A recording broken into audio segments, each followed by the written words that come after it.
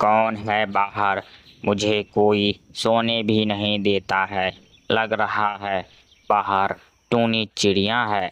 जाने दो, बाहर कोई भी हो, मुझे तो बस आराम करना है। और मैं अभी आराम का थोड़ा सा नाटक करती हूँ। हा हा हा हा। लग रहा है रानो चाची सो रही है। वो बहुत बूढ़ी हो चुकी है ना, इसीलिए सो रही है अभी। और बूढ़ी औरत को वैसे भी मुझे तंग नहीं करना चाहिए। मैं यहाँ से चली जाती हूँ और कौवा के घर जाती हूँ। फिर टूनी चिड़िया उड़ते उड़ते काला कौवा और बूढ़ी कौवा के घर के बाहर चली जाती है और आवाज लगाने लगती है।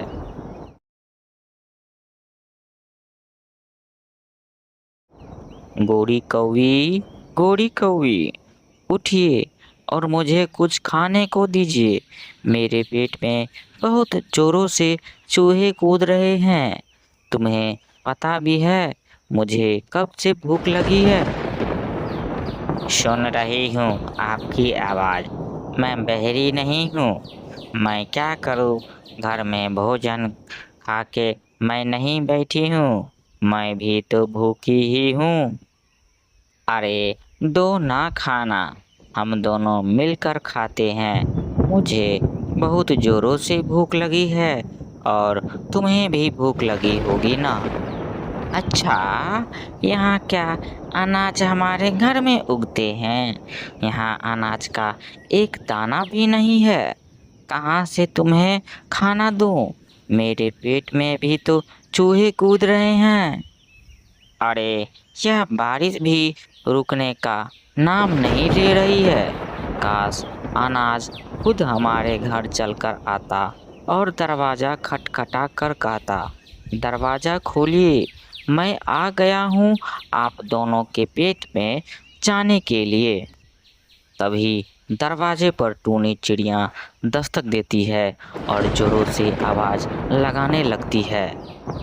अरे गोरी कौवी, अरे काला कौवा, दरवाज़ा खोलिए, मैं बाहर बारिश में भीग रही हूँ। कृपया करके मुझे अंदर ले लीजिए। तभी काला कौवा उसकी आवाज़ सुनकर बाहर आता है और बोलता है, अरे टूनी चिड़िया, तुम यहाँ इतनी बारिश में क्या कर रही हो? तुम्हें और कोई काम नहीं है क्या जो इतनी बारिश में घूम रही हो? नहीं नहीं काला कौवा, ऐसी बात नहीं है। मुझे अपने घोंसले में ले लीजिए।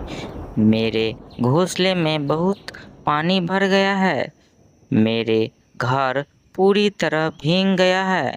बारिश ख़त्म होते ही मैं यहाँ से चली जाऊँगी और दूसरा घर बना लूँगी। तब तक मुझे अपने घोंसले में रहने दीजिए। तभी काला कौवा को टूनी चिड़िया के पास अनाज की पोटली दिखाई दिया और बोलने लगा, तो थोड़ी देर रुको टोनी चिड़िया, मैं अभी आता हूँ अपने भाग्यवान से पूछकर। अरे भाग्यवान, बाहर टूनी चिड़िया आई है। वो बारिश में बहुत भीग रही है और उसका घर बारिश के कारण पूरी तरह भीग गया है। वो हमारे घर में बारिश रुकने तक रुकना चाहती है।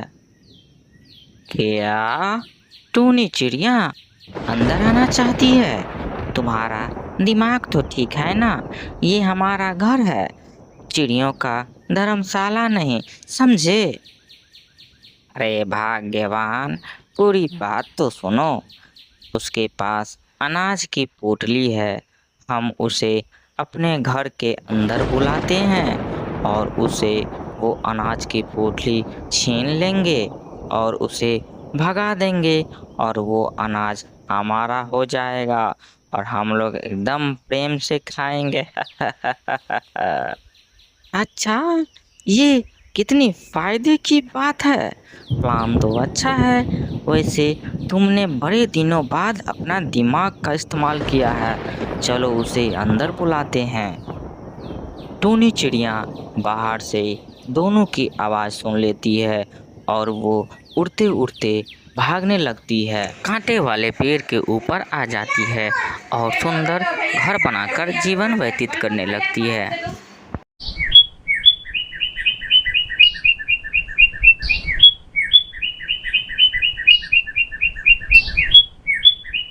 जंगल में बारिश का मौसम चल रहा था। उसी जंगल में टूनी चिड़िया रहती थी। उसके पास अनाज की पोटली थी। बारिश के कारण उसका घर पूरी तरह भीग गया था और वो अपना पक्का मकान नहीं बना सकी थी। वो बहुत परेशान हो रही थी। बारिश का मौसम तो आ गया है, मैं अपना पक्का घोंसला नहीं बना सकी। अब मैं क्या करूं? बारिश का पानी तो सीधे घोंसले में आ रहा है। अब मुझे किसी की मदद लेनी ही चाहिए। टूनी चिड़िया कुछ अनाज लेकर उड़ने लगती है और किसी से मदद लेने चली जाती है। वो उड़ते उड़ते रानो चाची के घर के बाहर आ जाती है और उन्हें आवाज़ लगाने लगती है। रानो चाची, रानो चाची, दरवाज़ा खोलिए, ज़रा मुझे अंदर ले लीजिए। बाहर बहुत ज़ोरों से बारिश हो रही है और मैं भीग रही हूँ। अरे कौन है बाहर? मुझे कोई सोने भी नहीं देता है। लग रहा है बाहर टूनी चिड़िया है। जाने दो, बाहर कोई भी हो, मुझे तो बस आराम करना है और मैं अभी आराम का थोड़ा सा नाटक करती हूँ। हा हा हा हा। लग रहा है रानो चाची सो रही है। वो बहुत बूढ़ी हो चुकी है ना, इसीलिए सो रही है अभी। और बूढ़ी औरत को वैसे भी मुझे तंग नहीं करना चाहिए। मैं यहाँ से चली जाती हूँ और कौवा के घर जाती हूँ। फिर टूनी चिड़िया उड़ते उड़ते काला कौवा और बूढ़ी कौवा के घर के बाहर चली जाती है और आवाज़ लगाने लगती है। गोरी कौवी, गोरी कौवी, उठिए और मुझे कुछ खाने को दीजिए। मेरे पेट में बहुत ज़ोरों से चूहे कूद रहे हैं। तुम्हें पता भी है मुझे कब से भूख लगी है? सुन रही हूँ आपकी आवाज़। मैं बहरी नहीं हूँ। मैं क्या करूँ? घर में भोजन खा के मैं नहीं बैठी हूँ। मैं भी तो भूखी ही हूँ। अरे दो ना खाना, हम दोनों मिलकर खाते हैं। मुझे बहुत ज़ोरों से भूख लगी है और तुम्हें भी भूख लगी होगी ना। अच्छा, यहाँ क्या अनाज हमारे घर में उगते हैं? यहाँ अनाज का एक दाना भी नहीं है। कहाँ से तुम्हें खाना दूँ? मेरे पेट में भी तो चूहे कूद रहे हैं। अरे यह बारिश भी रुकने का नाम नहीं ले रही है। काश अनाज खुद हमारे घर चलकर आता और दरवाज़ा खटखटा कर कहता, दरवाज़ा खोलिए, मैं आ गया हूँ आप दोनों के पेट में जाने के लिए। तभी दरवाजे पर टूनी चिड़िया दस्तक देती है और जोरों से आवाज़ लगाने लगती है। अरे गोरी कौवी, अरे काला कौवा, दरवाज़ा खोलिए, मैं बाहर बारिश में भीग रही हूँ। कृपया करके मुझे अंदर ले लीजिए। तभी काला कौवा उसकी आवाज़ सुनकर बाहर आता है और बोलता है, अरे टूनी चिड़िया, तुम यहाँ इतनी बारिश में क्या कर रही हो? तुम्हें और कोई काम नहीं है क्या जो इतनी बारिश में घूम रही हो? नहीं नहीं काला कौवा, ऐसी बात नहीं है। मुझे अपने घोंसले में ले लीजिए। मेरे घोंसले में बहुत पानी भर गया है। मेरे घर पूरी तरह भीग गया है। बारिश खत्म होते ही मैं यहाँ से चली जाऊंगी और दूसरा घर बना लूंगी। तब तक मुझे अपने घोंसले में रहने दीजिए। तभी काला कौवा को टूनी चिड़िया के पास अनाज की पोटली दिखाई दिया और बोलने लगा, तो थोड़ी देर रुको टोनी चिड़िया, मैं अभी आता हूँ अपने भाग्यवान से पूछकर। अरे भाग्यवान, बाहर टूनी चिड़िया आई है। वो बारिश में बहुत भीग रही है और उसका घर बारिश के कारण पूरी तरह भीग गया है। वो हमारे घर में बारिश रुकने तक रुकना चाहती है। क्या टूनी चिड़िया अंदर आना चाहती है? तुम्हारा दिमाग तो ठीक है ना? ये हमारा घर है, चिड़ियों का धर्मशाला नहीं, समझे?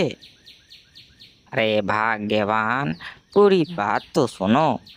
उसके पास अनाज की पोटली है। हम उसे अपने घर के अंदर बुलाते हैं और उसे वो अनाज की पोटली छीन लेंगे और उसे भगा देंगे और वो अनाज हमारा हो जाएगा और हम लोग एकदम प्रेम से खाएंगे। अच्छा, ये कितनी फायदे की बात है। प्लान तो अच्छा है।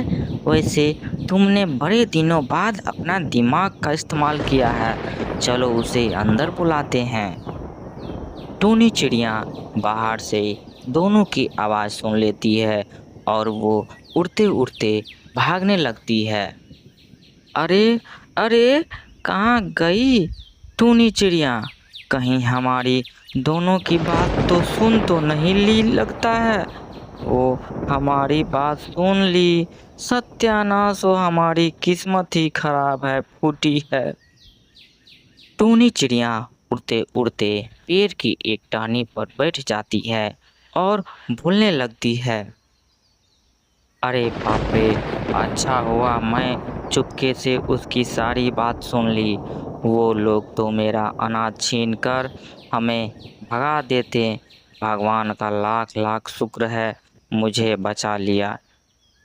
फिर टूनी चिड़िया को उसी पेड़ पर नारियल का फल दिखाई दिया।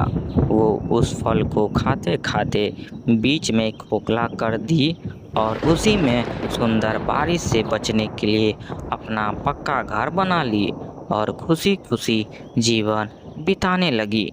दोस्तों, यह कहानी अच्छी लगी हो तो लाइक और कमेंट